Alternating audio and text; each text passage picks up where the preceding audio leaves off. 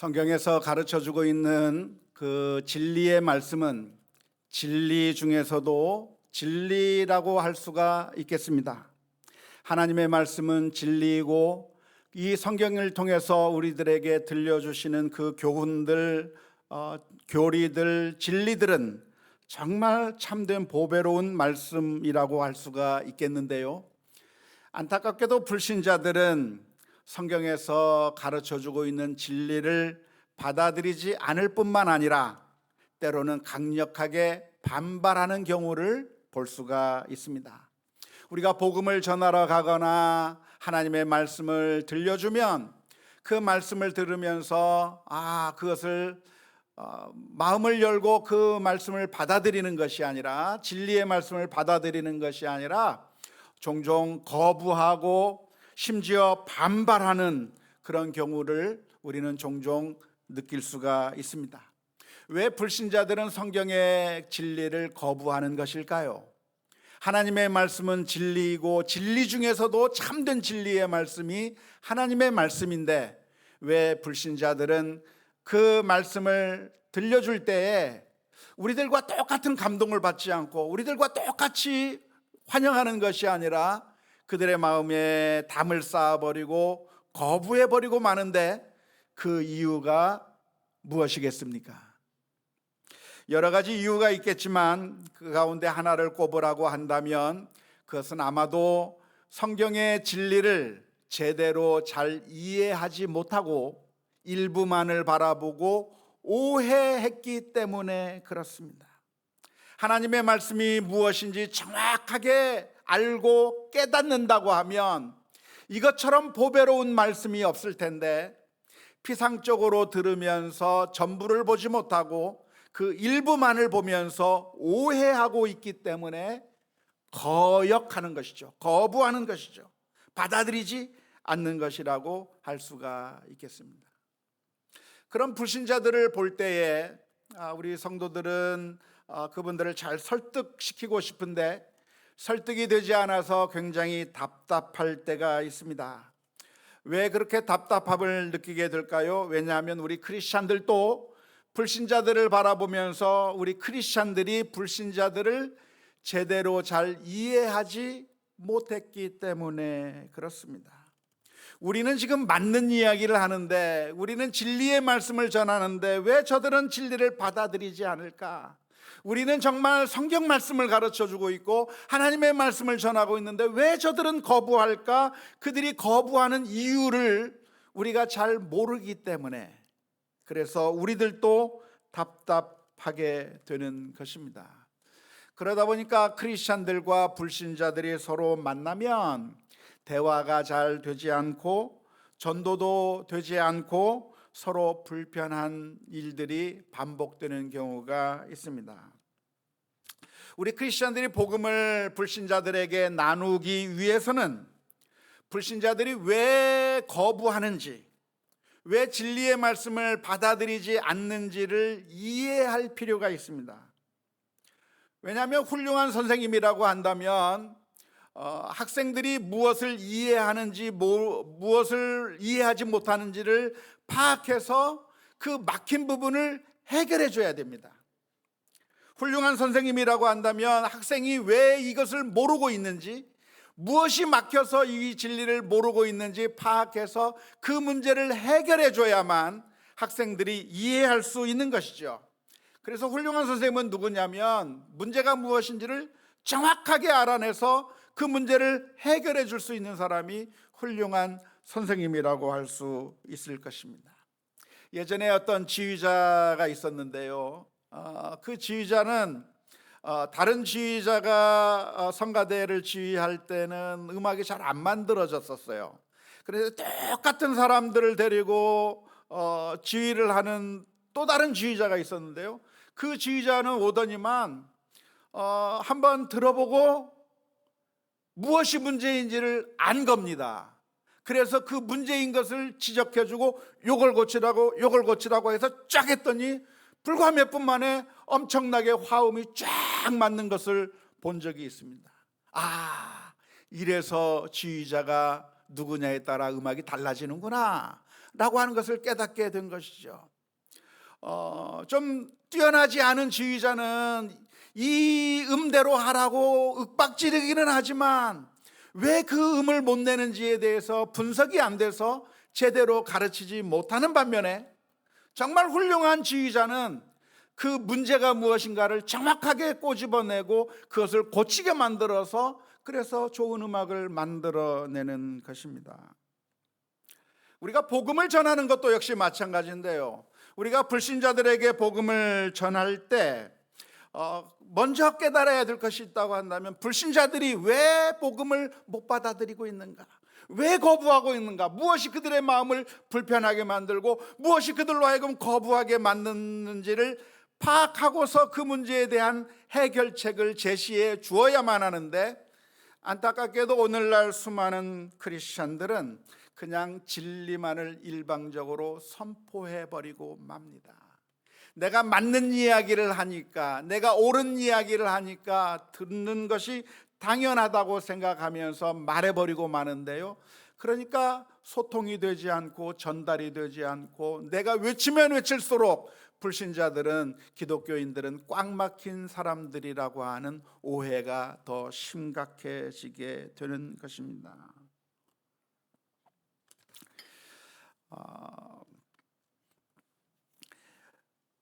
성경에 나오는 교리 가운데, 성경에서 가르쳐주고 있는 그 진리들이 다 진리의 말씀인데요, 그 가운데서 불신자들이 쉽게 받아들이지 못하는 교리가 하나 있습니다. 그게 무엇이냐면, 오늘 본문에 기록된 말씀과 연관지어서 생각해 본다고 한다면 그건 바로 원죄의 교리입니다.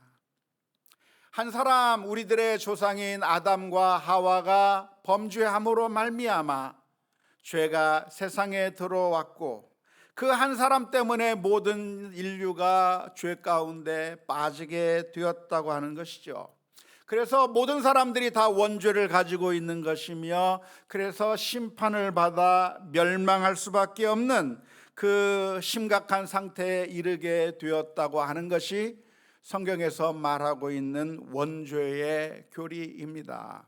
신앙생활을 오래 하신 분들이라고 한다면 다 이해할 수 있고 다 받아들일 수 있는 교리인데, 불신자들은 이 이야기를 들을 때 마음이 닫혀져 버립니다. 받아들이지 않습니다. 거부해 버립니다. 사람들이 왜 이 원죄의 교리를 거부하는 것일까요? 왜 받아들이지 않는 것일까요? 그것은 이 말의 뜻을 모르기 때문에 받아들이지 않는 것이 아니라, 무슨 말을 하고 있는지는 알지만 그것을 내 마음으로 용납하기가 어렵기 때문에 그렇습니다. 내가 짓지도 않은 죄 때문에, 우리 조상이 지었던 죄 때문에 내가 심판을 받아야 된다고? 나는 아무런 죄를 짓지 않았는데 아담이 지은, 내가 만나지도 않았고 내가 알지도 못하는 그 어떤 수천 수만 년 전에 어떤 한 사람이 지은 죄 때문에 내가 심판을 받아야 하고 지옥에 가야 한다고 한다면, 그것을 순순히 받아들일 수 있는 사람이 누가 있겠습니까? 오늘 읽은 로마서 5장 12절 말씀은 그런데 이렇게 표현하고 있습니다. 그러므로 한 사람으로 말미암아 죄가 세상에 들어오고 죄로 말미암아 사망이 들어왔나니, 이와 같이 모든 사람이 죄를 지었으므로 사망이 모든 사람에게 이르렀느니라. 인류의 조상인 아담과 하와가 하나님의 말씀을 거역함으로 말미암아 죄를 지었는데, 그것 때문에 모든 인류가 죄 가운데 있게 되었고 심판을 당하게 되었다고 하는 말씀을 설명해 주고 있는데요, 이것을 불신자들이 제대로 잘 이해하지 못하는 겁니다. 세상에 이런 법이 어디 있느냐고 반발하는 것이고요, 우리 크리스천들 중에서도 이 교리를 도무지 이해할 수 없다라고 고개를 갸우뚱거리는 사람들이 많이 있습니다. 그래서 원죄의 교리를 설명하기 위해서 여러 가지 비유를 사용해서 설명을 합니다. 어떤 비유를 설명하냐면 대표의 원리에 해당하는 비유를 사용하는 것이죠. 예를 들어서 한 나라의 대통령이 그리고 한 나라의 왕이 했던 결정은 그 사람에게만 영향을 미치는 것이 아니라 그 국가 전체에게 영향을 미치는 것이죠. 한 나라의 임금이 전쟁을 하기로 결정하면 임금만 싸우는 것이 아니라 그 나라 전체가 전쟁의 포화 가운데 들어가게 되고 모두가 다 고난을 당할 수밖에 없는 상황에 이르게 되는 것이죠. 한 가정의 가장이 결정한 것은 그 사람에게만 해당되는 것이 아니라 가족 식구들 전체에 영향이 미치는 것이고, 한 회사의 사장님이 결정한 것은 그 결정으로 말미암아 사장님만 문제가 되는 것이 아니라 그 회사 구성원 전체에게 문제가 미칠 수 있는 그런 대표의 원리를 이야기하면, 그러면 어느 정도 조금 이해가 될 것입니다. 또 바이러스와 같다고도 말할 수 있을 것인데요, 어떤 사람의 잘못으로 인해서 바이러스가 확산되게 되었다고 한다면 한 사람의 잘못으로 말미암아 온 나라, 온 백성들이 다 고통을 당하게 되는 것이 바이러스, 지금 우리가 경험하고 있는 현 시대의 문제라고 할 수가 있는 것이죠. 이와 마찬가지로 아담이 죄의 문을 열었고, 그리고 그 죄로 말미암아 모든 인류가 하나님의 심판을 받을 수밖에 없는 그런 상황에 이르렀다고 설명하는 것이 있겠는데요, 그런 이야기를 할 때 우리 크리스찬들은 어느 정도 수긍하고 받아들입니다. 하지만 불신자들은 그런 이야기를 듣더라도 받아들이지 않습니다. 왜 안 받아들일까요? 왜 이러한 이야기들을 아무리 설명해 주어도 그것을 받아들일 수 없다고 거부하는 이유가 무엇이겠습니까? 그것은 바로 억울하다고 생각하기 때문에 그렇습니다. 내가 죄를 안 지었는데도, 내가 알지도 못하는 어떤 아담이라고 하는 사람의 죄 때문에 내가 심판을 받아야 한다고 한다면 그걸 누가 받아들일 수가 있겠어요? 억울한 거죠. 말도 안 되는 것이죠. 이 불신자들의 마음 가운데는 어떤 질문이 있냐면, 원조의 교리를 말하면 불신자들의 마음 가운데는 어떤 생각이 드냐면, 과연 그런 하나님은 공정하신 하나님인가, 공평하신 하나님인가에 대한 질문을 던지게 되는 겁니다. 우리가 기대하는 하나님, 우리가 바라는 하나님, 아니 하나님이라고 한다면 어떤 하나님이어야 합니까? 그 하나님은 공평하신 하나님이어야 하나님이라고 할 수 있는 거 아닙니까?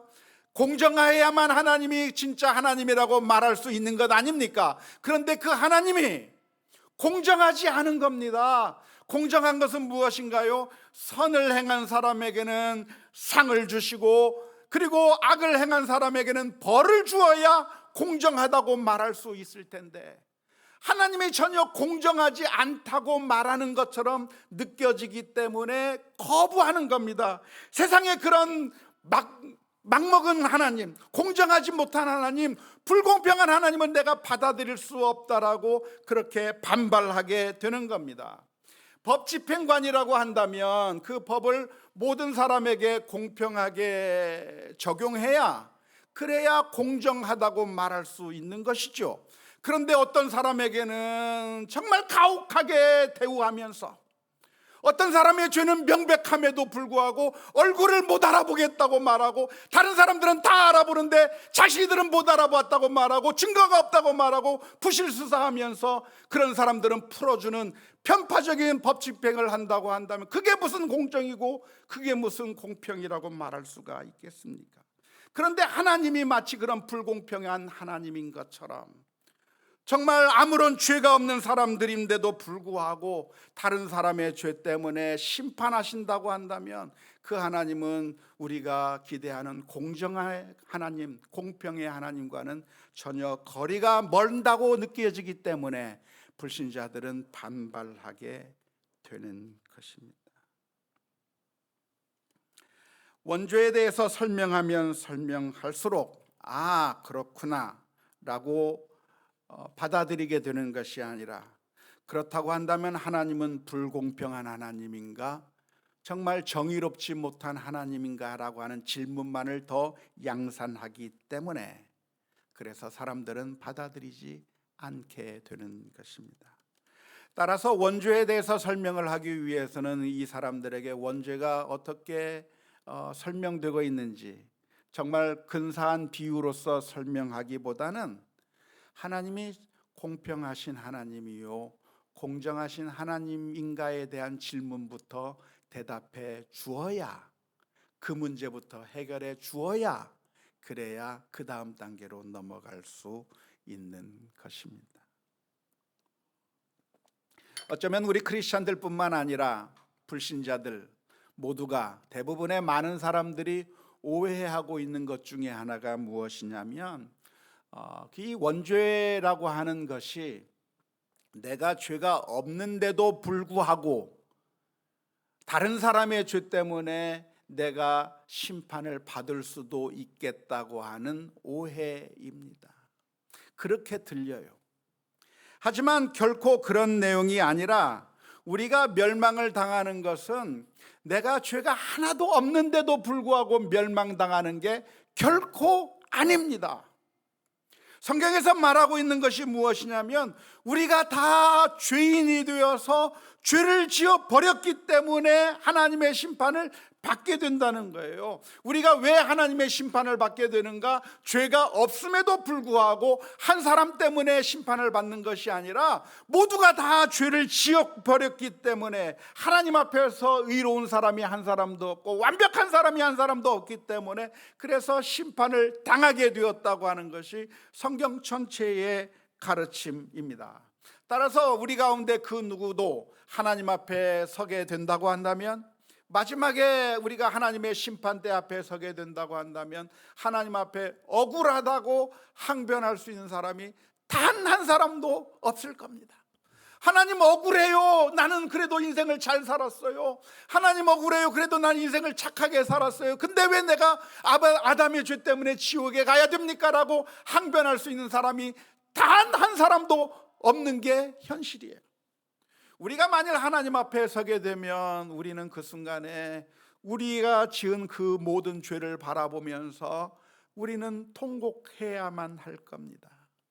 평상시에는 괜찮은 줄 알았는데 나는 그런대로 저 사람보다는 낫고 저 사악한 인간보다는 내가 낫다고 생각했는데 정말 거룩하신 하나님 앞에 서게 되는 그 순간에 우리는 발가벗은 것처럼 드러나게 될 것이고 우리의 숨겨놓았던 죄악들이 모두가 다 하나님 앞에서 드러나기 때문에 그 어느 누구도 하나님 앞에 서면서 내가 죄가 없는데 억울하게 심판을 당했다고 말할 수 있는 사람은 단 한 사람도 없는 것이 현실입니다. 원죄의 교리를 이야기하고 있는 것 같은 로마서 5장 12절의 말씀 다시 한번 살펴보면 그 구절을 세밀하게 읽어보면 이렇게 기록이 되어 있습니다. 그러므로 한 사람으로 말미암아 죄가 세상에 들어오고 죄로 말미암아 사망이 들어왔나니 이와 같이 모든 사람이 죄를 지었으므로. 아담이 죄를 짓고 다른 사람들은 죄를 안 지었어도 망하는 게 아니라 아담이 죄를 지었듯이 모든 사람이 죄를 지었으므로 사망이 모든 사람에게 이르렀느니라라고 설명해 주고 있는 것입니다. 아담 이래로 태어난 모든 사람들은 단 한 사람도 예외가 없이 죄성으로 가득 차 있을 뿐만 아니라 실제적으로 죄를 지으며 살았기 때문에 하나님의 심판을 받을 수밖에 없는 처지에 놓인 것이고, 지난주에 설명드렸던 것처럼 하나님의 진노를 받을 수밖에 없는 처지에 있다고 하는 사실을 기억해야 합니다. 따라서 우리가 하나님이 불공평하다고 항변할 수 있는 사람은 단 한 사람도 없다고 하는 점을 먼저 분명하게 기억할 수 있기를 주님의 이름으로 축원합니다. 그런데 오늘 본문의 말씀을 보면 오늘 유신이가 아주 멋지게 읽어줬는데요, 이 본문의 말씀을 보면 헷갈리게 만드는 표현들이 기록되어 있는 겁니다. 아무래도 매끄럽게 넘어가는 것이 아니라 아무런 죄를 짓지 않았음에도 불구하고 아담 때문에 망하게 되었다고 하는 식으로 그렇게 읽혀질 수 있는 표현이 여기에 많이 기록되어 있는 겁니다. 바울 사도는 왜 이렇게 헷갈리는 표현, 우리가 정말 오해를 할 만한 표현을 사용하고 있는 이유가 무엇일까요? 그것은 바로 한 사람 예수 그리스도로 말미암아 우리가 구원받게 되었다고 하는 사실을 강조하고 그 사실을 아담과 대비하기 위해서입니다. 아담으로부터 시작된 그 죄의 역사가 계속해서 이루어지고 왔는데, 그런데 결국 한 사람이신 예수 그리스도로 말미암아 그분께서 하나님 앞에 철저하게 순종하시고 십자가의 길을 가심으로 말미암아 우리를 구원해 주신 그 놀라운 은혜의 사건 때문에 우리가 구원받게 되었다고 하는 사실을 강조하기 위해서, 한 분 예수 그리스도 때문에 우리가 살게 되었다고 하는 사실을 강조하기 위해서 첫사람 아담과 비교하고 있는 것입니다. 그런데 감사하게도 한 사람 때문에 모두가 멸망하게 됐다고 하면 반발을 하는데, 한 사람 때문에 살게 됐다고 하는 것에 대해서는 반발이 좀 적습니다. 왜냐하면 너무나도 좋은 소식이고 기쁨의 소식이기 때문에 그렇습니다. 이 세상은 한 사람 때문에 망하기도 하고 한 사람 때문에 흥하기도 하는 것이 맞습니다. 대부분의 경우는 다 피해를 보는 경우들이죠. 이완용을 비롯한 친일 매국노들 때문에 외정시대 때 우리 선조들은 엄청난 고난을 당하며 살아야만 했었고, 한반도에서 전쟁을 일으켰던 독재자 때문에 동족상잔의 비극을 겪어야만 했었던 것이 우리나라의 슬픈 과거의 역사였습니다. 그런데 그러한 일들이 그 과거에만 있었던 것이 아니라 지금 오늘날, 지금도 계속해서 반복되고 있는 것이죠. 어떤 정신 나간 사람이 기분 나쁘다고 불을 질러서 산불이 나게 되고, 그래서 그것으로 인해서 모든 재산이 다 소실되게 되는 그런 엄청난 피해를 당하게 되기도 하고요. 어떤 이기적이고 무책임하고 한 탐욕적인 사업가가 공사를 제대로 하지 않아서, 그래서 그것이 무너져서 수많은 사람들이 죽고 다치고 재정적인 피해를 보게 되는 그런 엄청나고 끔찍한 일들이 일어나고 그런 피해를 당하며 사는 게 오늘날 우리들의 모습입니다. 과연 이러한 상황 가운데서 우리를 구원해 줄 참된 구세주, 참된 메시아는 어디에 있습니까? 우리는 종종 정치인에게 소망을 둡니다. 정치인이 우리의 문제를 해결해 주지 않을까? 지금까지의 모든 잘못된 것들을 뒤엎어버리고 새로운 정치인이 당선된다고 한다면, 새로운 교육감이 당선이 된다고 한다면, 그래서 정권을 바꿔버린다고 한다면 그래도 좀 낫지 않을까라고 하는 그런 기대감 가운데 있는데요. 그런데 우리는 늘 실패해 버립니다. 그런 소망을 가지고 집권했던 사람들이 그런 기대에 전혀 부응하지 못하고 그저 자신의 안일함만 추구하다가 그저 그냥 물러나 버리는 그런 정말 안타까운 일들을 경험하게 되는 것입니다. 정치인이 우리들의 문제를 해결해 줄 수 있는 메시아가 아니기 때문에 그렇습니다. 오해하지 마십시오. 그러니까 우리가 정치에 대해서 무관심해야 한다고 하는 그런 의미의 말씀이 아닙니다. 분명 이 정치계에는 비교적 사악한 정치인도 있고 비교적 더 의로운 정치인들도 있기 때문에 선거 때마다 우리가 잘 구분해서 투표해야 하는 것이고, 아무리 실망스럽다고 할지라도 더 나은 자가 누구인가를 살펴보고 투표해야 할 필요가 있는 것이죠. 하지만 그렇게 한다고 한들 정치인이 우리들의 메시아가 될 수는 없는 것입니다. 때로는 우리가 돈이 우리의 메시아라고 생각할 때가 있습니다. 돈만 있으면 문제들이 해결되기 때문이라고 생각하는데요. 하지만 항상 실망해버리고 맙니다. 돈이라고 하는 것은 자꾸만 도망가 버려서 버는 것 같은데 벌린 게 없는 것이 돈이고, 그리고 아무리 많은 것을 가진다고 한들 행복이라고 하는 것을 살 수 없는 것이 돈인 것이죠. 오해하지 마십시오. 그러니까 돈 없이 그저 돈과는 담장을 쌓고 살으라고 하는 그런 의미의 말씀이 아닙니다. 무소유의 삶을 살아야 옳다고 말씀드리는 것이 아닙니다. 가능하면 열심히 수고하고 애써서 정당하게 돈을 벌고 최선의 노력을 다할 필요가 있습니다. 뿐만 아니라 미래를 위해서 아직 힘이 있을 때 미리미리 대비해 놓는 것도 아주 중요하다고 할 수가 있겠습니다. 하지만 돈이 우리들의 메시아일 수도 없는 것입니다. 우리들은 또한 자녀들에게 소망을 걸기도 합니다. 우리가 좋아 보이는 모든 것들에 우리들의 소망을 겁니다. 하지만 그 모든 것들이 우리의 기대를 충족시키는 것이 아니라 배신하는 것이고 우리들의 궁극적인 메시아가 될 수가 없습니다. 하지만 오늘 본문의 말씀 가운데서 예수님이 우리의 참된 메시아라고 소개해 주고 있습니다.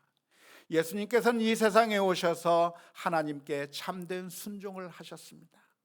수많은 유혹 가운데서도 하나님의 말씀에 철저하게 순종하셨을 뿐만 아니라 십자가에 달리시기까지 순종하셨고, 그리고 십자가 위에서 우리 모두를 위하여 피 흘려주시고 우리가 죽을 그 자리에 예수님께서 죽으심으로 말미암아 우리를 살려주시고, 그래서 우리가 구원을 받게 된 것이 우리의 소망인 줄 믿으시기를 바랍니다. 한 사람 때문에 억울하게 우리가 심판을 당하는 것은 아닌데요, 그런데 그 한 사람 때문에, 예수님 때문에 우리가 심판을 받을 그 위치 가운데서 살아나 구원을 얻게 되었다고 하는 사실을 다시 한번 기억하면서 날마다 믿음으로 감사하며 살아가는 우리 모두가 다 될 수 있기를 주님의 이름으로 축원합니다. 1998년에 나왔던 아주 오래된 영화 하나가 있는데요, 아마겟돈이라고 하는 영화입니다. 브루스 윌리스라고 하는 아주 유명한 배우가 주연을 했던 영화인데, 혹시 보신 분 계십니까? 영화는 담 쌓고 사시는 것은 아니죠. 어떤 내용이냐면 이 브루스 윌리스가 맡고 있는 해리 스탬퍼라고 하는 사람은 바다 한가운데서 시추를 하는 시추공입니다. 그런데 이 시추공이 지구를 살려낸다고 하는 그런 스토리죠. 어느 날 하늘에서부터 갑자기 이상한 물체들이 땅으로 자꾸 떨어지는 겁니다. 우주에서부터 유성우 같은 것들이 자꾸만 내려서 자동차에 떨어지고 건물에 떨어지고 온 세상이 지금 난리가 나게 된 상황을 가정한 영화입니다. 그래서 정부에서 도대체 이게 어찌 된 일인가 하고 연구를 했더니 알고 보니까 지구를 향해서 다가오는 소행성이 하나 있는 것이죠. 텍사스 크기만한 소행성이 지구를 향해서 달려오는 가운데, 진입해 오고 있는 가운데 거기 주변에 있던 유성우들이 지구로 떨어져서 지금 재앙이 일어나고 있는 겁니다. 그래서 계산을 해봤더니 그 소행성이 18일 뒤면 지구에 부딪혀 큰 재앙이 나타나게 되었는데, 그러면 그 재앙으로 인해서 어떤 결과가 나타나게 될 것인가? 지구에 있는 모든 인류가 다 죽게 된다고 하는 그런 결론이 나왔습니다. 그래서 정부에서는 이 문제를 해결하기 위해서 여러 가지 방법을 쓰는데요, 그것은 무엇이냐면 우주선을 보내서 그 소행성에 도착하게 만들어서 그 소행성의 드릴을 뚫어가지고 땅속 깊이 800피트의 긴 동굴을 뚫어서 그 안에 폭탄을 집어넣고 폭파시켜서 그 행성이 지구로 오는 것이 아니라 반쪽으로 갈라져서 지구를 비껴가도록 만드는 작전을 수행하기로 한 겁니다. 그래서 여기에 뽑힌 사람이 누구냐면 바다 한가운데서 시추하고 있던 시추공들이 뽑힌 것이죠. 해리 스탬퍼와 14명의 시추공들은 그런 이야기를 들었을 때 자진해서 그 우주선에 2대로 나눠 타고 소행성을 향해서 날아갑니다. 그리고 그 소행성에서 구멍을 뚫고 폭파시키고 폭탄 집어넣고 돌아와서 지구상에서 폭발을 시키기만 하면 되는 겁니다. 그런데 그렇게 쉽게 끝나면 얼마나 좋겠어요? 여러 가지 문제들이 있는 거죠. 소행성으로 가는 동안에 부딪히고 유성우에 부딪히고 해서 망가지고 불시착하게 되고 해서 겨우 내려서 땅을 파는데 땅이 강철과 같은 곳이어서 파는 게 쉽지 않은 겁니다. 그래도 여차저차 해가지고 아주 긴 걸 짧게 얘기하자면 결국 800피트를 뚫었죠. 800피트면 얼마나 됩니까? 아주 더 길죠. 미터보다 더 길 텐데. 그래가지고 그 뚫어서 이제 거기다 핵폭탄을 넣고 이제 돌아가기만 하면 되는 겁니다. 멀리서 단추만 누르면 되는 겁니다. 근데 원격 장치가 고장난 거예요. 그래서 14명의 중에서 몇 명 살아남았는데 그 중에서 한 사람만 남아서 그 폭탄을 수동으로 폭파시켜야 되는 임무가 주어진 겁니다. 제비뽑기를 한 거죠. 제비뽑기를 했는데 누가 뽑혔는가? 이 주인공의 딸을 사랑하는 어떤 한 남자가 뽑힌 겁니다. 근데 이 주인공은 이 남자를 굉장히 싫어하는데 그 사람이 뽑혀서 이제 그 사명을 받게 된 겁니다. 해리 스탬퍼는 자기 사위가 될 그 사람을 데리고 배웅을 나가고 내가 배웅해 주겠다고 하면서 가다가 이제 굴 속으로 들어가려고 하는 그 순간 그 AJ라고 하는 딸의 남자친구를 밖으로 밀쳐버리고 해리 스탬퍼가 자기 자신이 문을 닫고 그 밑으로 들어가는 겁니다. 내 딸을 부탁하네. 결국 그 사람이 희생됨으로 말미암아 임무는 몇 초를 남겨놓고 성공시키고 행성은 깨져버리고 지구가 살게 되었다고 하는 이야기입니다. 영화에서나 보는 이야기죠. 영화라고 하는 것은 우리에게 있을 수 없는 그런 갈망들을 표현하는 것이 영화입니다. 현실 세계에서는 만날 수 없는 거죠. 어디 우리를 구원해 줄 메시아가 없는가라고 하는 그런 갈망을 영화 속에 투사하고 있는 것인데요. 우리가 현실에서 만나는 사람들은 누굽니까? 우리를 살리겠다고 해놓고 서울 시민이여 안심하라 하고 먼저 내빼는 시대에 우리가 살고 있는 것이고, 우리를 위해서 정말 무엇인가를 하겠다고 나섰던 사람들이 알고 보면 자기 것만 다 챙겨버리고 결국은 우리를 더 고통스럽게 만들어버리는 그런 배신의 시대에 우리가 살고 있는 것이죠. 하지만 놀라운 것은 우리 예수님께서 바로 그렇게 우리를 구원해 주셨던 것입니다. 우리 주님께서는 우리를 살리시기 위하여 저 핵폭탄을 폭파시켰던 그 해리 스탬퍼처럼 십자가 위에 올라가셔서 죄악의 권세를 물리치고 우리를 구원해 주심으로 말미암아 그 한 분 예수님 때문에 저와 여러분들이 구원받게 된 줄로 믿습니다. 원하기는 저와 여러분들이 이 세상에 살아가는 동안에 늘 우리가 넘어질 때마다 우리에게 소망이 없는 것이 아니라 우리를 사랑하사 목숨을 내어주신 예수 그리스도를 다시 한번 바라보면서 기쁨으로 살아나가고 감사로 살아나가고, 또한 넘어질 때마다 우리를 용서해 주시고 회복시켜 주시는 그 주님을 바라보면서 다시 한번 일어서는 우리 모두가 다 될 수 있기를 주님의 이름으로 축원합니다. 뿐만 아니라 그 사랑을 우리가 받았다고 한다면 우리 주변의 사람들에게, 우리 이웃들에게 그 사랑을 보여주면서 나누어 주면서 믿음으로 승리해 나가는 우리 모두가 다 될 수 있기를 주님의 이름으로 축원합니다.